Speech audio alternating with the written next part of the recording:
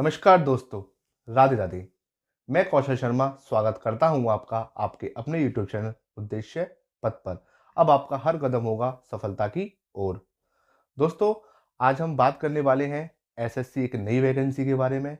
आप सभी को पता होगा एसएससी ने एक नई वैकेंसी दी है जो कि है एसएससी सीपीओ एसआई की। आप सभी जानते ही हैं, जो दोस्त तैयारी कर रहे हैं उन सबको पता होगा कि एसएससी अपना कैलेंडर पहले ही जारी कर देता है और बता देता है कि वो कब एग्ज़ाम डेट निकालेगा और कब एग्ज़ाम होने वाला है। सारा जितना भी उसका सिलेक्शन प्रोसेस है वो पहले ही कैलेंडर जारी करके बता देता है। तो आज हम बात करने वाले हैं एसएससी की सीपीओ पोस्ट की एसआई के बारे में। आप सभी को इसके बारे में सारी जानकारी लेंगे कि क्या पोस्ट रहने वाली हैं, कितनी पोस्ट हैं, क्या-क्या हैं, सारी जानकारी जितनी भी। क्योंकि आप सभी जानते हैं, बड़े बुजुर्ग भी कहते हैं कि पानी में उतरने से पहले उसकी गहराई को जान लो, क्योंकि पानी की गहराई नहीं पता होगा तो आप डूब जाएंगे। तो इसलिए हम एसएससी ने क्या क्राइटेरिया रखा है जॉब देने का, आज हम उसके बारे में बात करेंगे। ठीक है, आइए देखते हैं। आप सभी जानते हैं एसएससी सीपीओ वैकेंसी में 4187 पोस्ट इस बार आई हैं। अब पोस्ट बाद में बढ़ेंगी नहीं बढ़ेंगी ये विभाग का फैसला है, इसमें हम कुछ नहीं कर सकते। उम्मीद करेंगे कि पोस्ट बढ़ जाए। ठीक है दोस्तों, आइए। आप जानते हैं कि एप्लीकेशन शुरुआत होने वाली है 4 तारीख से। 4 मार्च से आप एग्जाम को भर सकते हैं, आप अपना रजिस्ट्रेशन करा सकते हैं और इसकी लास्ट डेट रहने वाली है दोस्तों 28/3/2024। 28/3/2024 से पहले आप भर लेना। 24 दिन का समय है आपके पास, आप उससे पहले फॉर्म भर लेना अच्छे तरीके से। कोई दिक्कत नहीं, कोई गलती नहीं करना। बाई चांस आप पे कोई गलती हो जाती है तो आप ध्यान रखिएगा कि करेक्शन डेट भी दी है एसएससी ने। करेक्शन आप कर सकते हैं 30 और 31 मार्च 2024 तक। ठीक है, जैसे कि आप 28 तारीख को एग्जाम फॉर्म भर देते हैं 28 तारीख तक, उसके बाद अगर एग्जाम में लगता है कि आपको फॉर्म भरने में कोई दिक्कत हो गई, कोई गलती हो गई है, तो आप उसको करेक्शन कर सकते हैं 30 और 31 तारीख को। ठीक है, एग्जाम डेट की बात करेंगे तो पेपर फर्स्ट की बात करेंगे तो एग्जाम डेट, पेपर फर्स्ट की जो एग्जाम डेट है एसएससी में, जैसे कि मैंने कहा था कि एसएससी अपना कैलेंडर पहले ही जारी कर देता है। ठीक है, तो इसलिए एग्जाम डेट है पेपर फर्स्ट की 9th 10th और 13 मई। ठीक है, 9 तारीख, 10 तारीख और 13 तारीख मई महीने में 2024। ठीक है, एप्लीकेशन फी की बात करेंगे कि फॉर्म भरने में कितने पैसे लेगा आपसे एसएससी। आप एक बात याद रखिए, एसएससी आपसे बहुत ही कम पैसे लेता है। ठीक है, तो ऐसा कोई टेंशन वाली बात नहीं है कि बहुत ज्यादा पैसे देने पड़ेंगे, ऐसा कुछ नहीं है। जनरल ओबीसी ईडब्ल्यूएस में 100 रुपये चाहिए आपको। जो जनरल ओबीसी और ईडब्ल्यूएस के कैंडिडेट हैं उनको 100 रुपये फी रहने वाली है। और एससी एसटी और एक्स सर्विसमैन से एसएससी कोई पैसे नहीं लेता। और किसी भी कैटेगरी, कोई भी, चाहे वो general OBC EWS SC ST x, कोई भी महिलाएं हैं, उनसे कोई भी शुल्क नहीं लिया जाएगा। ठीक है, इन तीनों की बात करें। थर्ड पॉइंट की बात करेंगे हम, एज लिमिट की बात करेंगे तो एज लिमिट में बच्चों, एज लिमिट में दोस्तों 20 से 25 साल तक के जो बच्चे हैं, जो कैंडिडेट हैं, वो फॉर्म भर सकते हैं। जनरल कैटेगरी की बात है। ठीक है, जनरल या ईडब्ल्यूएस कैटेगरी में 20 से 25 साल जिनकी उम्र है, 20 से लेकर 25 साल तक वो फॉर्म भर सकते हैं। अच्छा, क्वालिफिकेशन की बात करेंगे, एलिजिबिलिटी की बात करेंगे। क्वालिफिकेशन क्या मांगी है एसएससी ने, तो क्वालिफिकेशन दोस्तों एसएससी ने मांगी है Delhi SI, Delhi police SI के लिए बात करेंगे तो ग्रेजुएशन के साथ आप पे ड्राइविंग लाइसेंस होना अनिवार्य है। ठीक है, ग्रेजुएशन किसी भी स्ट्रीम से हो, किसी भी स्ट्रीम से आप बैचलर डिग्री आपके पास हो, और डीवी जरूरी है, ड्राइविंग लाइसेंस इसमें बहुत जरूरी है।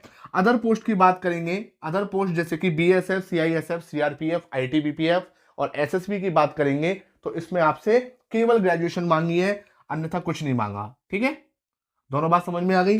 पांचवें पॉइंट की बात करेंगे दोस्तों, जैसे कि मैंने पहले कहा था, पोस्ट के बारे में बात करेंगे तो 4187 पोस्ट है, आपके सामने लिखी हुई है स्क्रीन पर।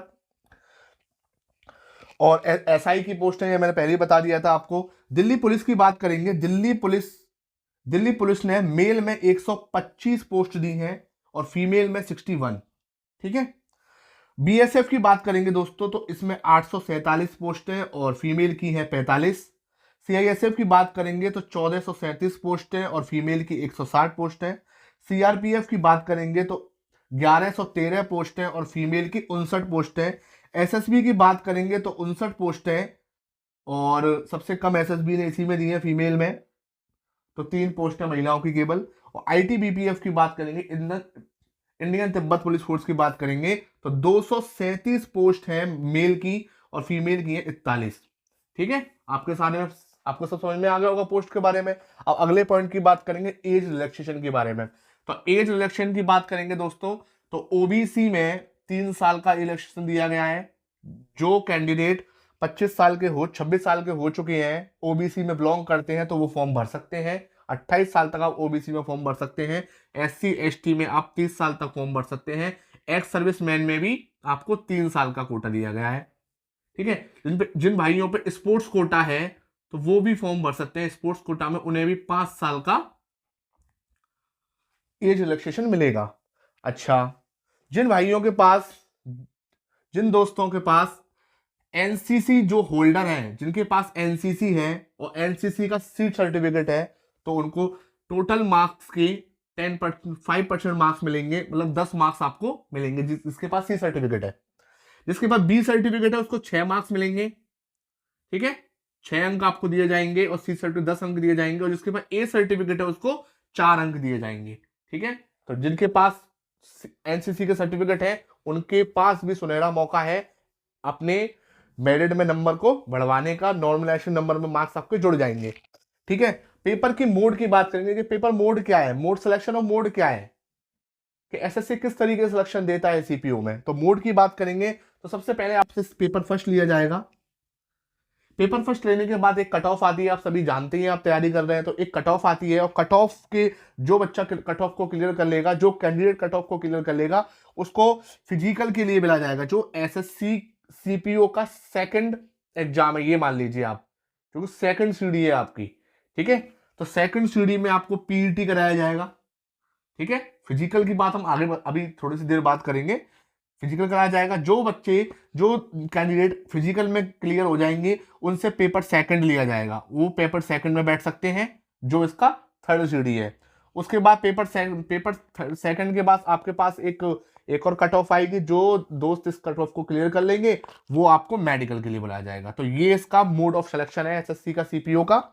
अच्छा, एग्जाम पैटर्न की बात करेंगे दोस्तों, तो एग्जाम पैटर्न पेपर फर्स्ट की बात करेंगे तो इसमें 4 सब्जेक्ट पूछे जाते हैं। सबसे पहले रीजनिंग, इसमें रीजनिंग होगा, जीके जीएस होगा, मैथ होगा और इंग्लिश होगा। ठीक है, 4 सब्जेक्ट आपके पूछे जाएंगे। 50 क्वेश्चन होंगे 50 मार्क्स के, 50 क्वेश्चन 50 मार्क्स के, 50 क्वेश्चन 50 मार्क्स के और 50 क्वेश्चन 50 मार्क्स के। ठीक है, कहने का मतलब है एक क्वेश्चन 1 मार्क्स का, तो 200 क्वेश्चन 200 मार्क्स के आपके होंगे और टाइम आपसे मांगा जाएगा 2 घंटे का। ठीक है, और इसमें नेगेटिव मार्किंग की बात करेंगे दोस्तों, तो नेगेटिव मार्क 1/4 रहने वाली है। एसएससी ने नेगेटिव मार्क 1/4 है। 50 क्वेश्चन में आपको बता दिया क्वेश्चंस के बारे में। जो दोस्त इसको क्लियर कर लेंगे वो पेपर सेकंड में बैठ सकते हैं फिजिकल देने के बाद। तो पेपर सेकंड में आपसे केवल इंग्लिश सब्जेक्ट पूछा जाता है और कुछ नहीं पूछा जाता।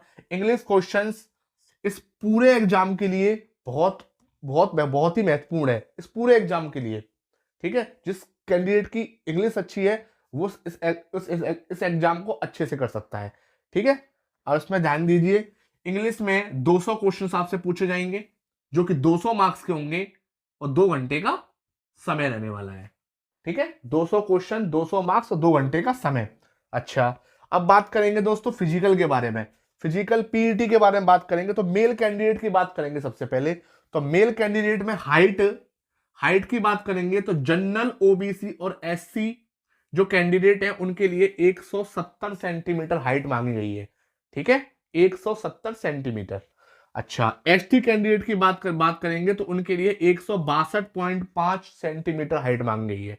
ठीक है, चेस्ट की बात करेंगे तो जनरल ओबीसी और एससी के लिए चेस्ट कम से कम 80 होनी चाहिए और 5 सेंटीमीटर फुलाव के साथ 85, 80 से 85।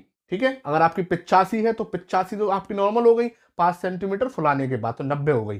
ठीक है, तो 80 से 85 कम से कम 80 होना अनिवार्य है। अच्छा, एसटी की बात करेंगे तो एसटी के लिए 3 सेंटीमीटर कम कर दिया गया है, तो 77 से 82, चाहे कम से कम 77 होना अनिवार्य है एसटी कैंडिडेट के लिए।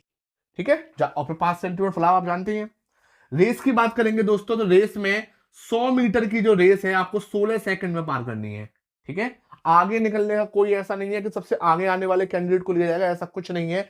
बस आपको 16 सेकंड में इतनी दौड़ के दिखाना है 100 मीटर। ओके, लॉन्ग जंप की बात करेंगे दोस्तों, तो लॉन्ग जंप आपसे मांगी गई है 3.65 मीटर, जो कि 12 फीट भी इसको कह सकते हैं, लगभग 12 फीट।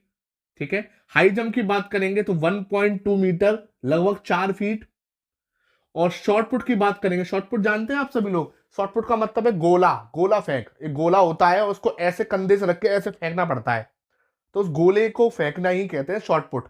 ठीक है, तो वो आपको कितनी दूरी तक फेंकना है, वो आपको 4.5 मीटर, 14.5 फीट लगभग, 14.5 फीट लगभग फेंकना है। और इन तीनों चीजों को आपको करने के लिए 3 चांस है, जिसके पहले में क्लियर नहीं हुआ कोई बात नहीं, दूसरे में क्लियर नहीं हुआ कोई बात नहीं, पर तीसरे में क्लियर होना अनिवार्य है। तो आपको पहले में आप क्लियर कर दो कोई बात नहीं है। ठीक है, तो 3 चांस आपको मैक्सिमम दिए जाएंगे इन तीनों के लिए, लॉन्ग जंप, हाई जंप और शॉर्ट पुट के लिए। समझ में आ गया? अच्छा, अब फीमेल कैंडिडेट की बात करेंगे, तो फीमेल कैंडिडेट में दोस्तों हाइट की बात करेंगे, तो हाइट में जनरल ओबीसी एससी जो कैंडिडेट महिलाएं हैं उनको 170 सेंटीमीटर हाइट चाहिए। ठीक है, जो हाइट है जनरल ओबीसी एसटी कैंडिडेट की महिलाओं में वो 170 सेंटीमीटर है। अच्छा, एसटी की बात करेंगे तो वो 154 सेंटीमीटर, 3 सेंटीमीटर कम। जनरल ओबीसी और एससी कैंडिडेट की 157 सेंटीमीटर और एसटी कैंडिडेट की 154 सेंटीमीटर। अच्छा, चेस्ट महिलाओं में मांगते नहीं है, आप जानते ही हैं। ओके, अच्छा, रेस की बात करेंगे तो रेस में 100 मीटर आपको दौड़ना है, महिलाओं को 100 मीटर दौड़ना है 18 सेकंड में, 2 सेकंड पुरुषों से ज्यादा समय दिया गया है। ठीक है, रेस जो है 100 मीटर आपको 18 सेकंड में दौड़ना है। लॉन्ग जंप की बात करेंगे, लॉन्ग जंप 2.7 मीटर, आपको लंबाई में जो लॉन्ग जंप मारते हैं आप वो 9 फीट, 2.7 मीटर और 9 फीट। ठीक है, लगभग 9 फीट। हाई जंप की बात करेंगे तो 0.9 लिखा हुआ है, ये 0.9 मीटर, लगभग 3 फीट आपको हाई जंप ऊपर से कूदना है उसके। ठीक है, शॉर्ट पुट मैंने आपको बता ही दिया, पर शॉर्ट पुट जो है महिलाओं में नहीं मांगते हैं, इसमें एसएससी सीपीओ के लिए शॉर्ट पुट महिलाओं में नहीं मांगता है, केवल पुरुषों के लिए मांगता है। तो आप महिलाओं में इन दोनों को, लॉन्ग जंप और हाई जंप को क्लियर करने के लिए भी 3 चांस है।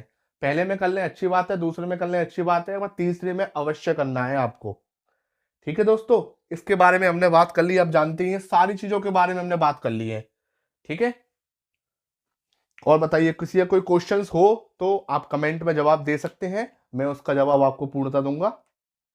ठीक है, और हम आगे बात करेंगे एक नई वीडियो के साथ। अपना ख्याल रखिए, सुरक्षित रहिए, और इस एसएससी सीपीओ की तैयारी आप जी जान से करके कीजिए, क्योंकि इसमें ही आपको सफलता सुनिश्चित करनी है। बहुत ही सुनहरा मौका है, इसलिए आप इसमें जुट जाइए।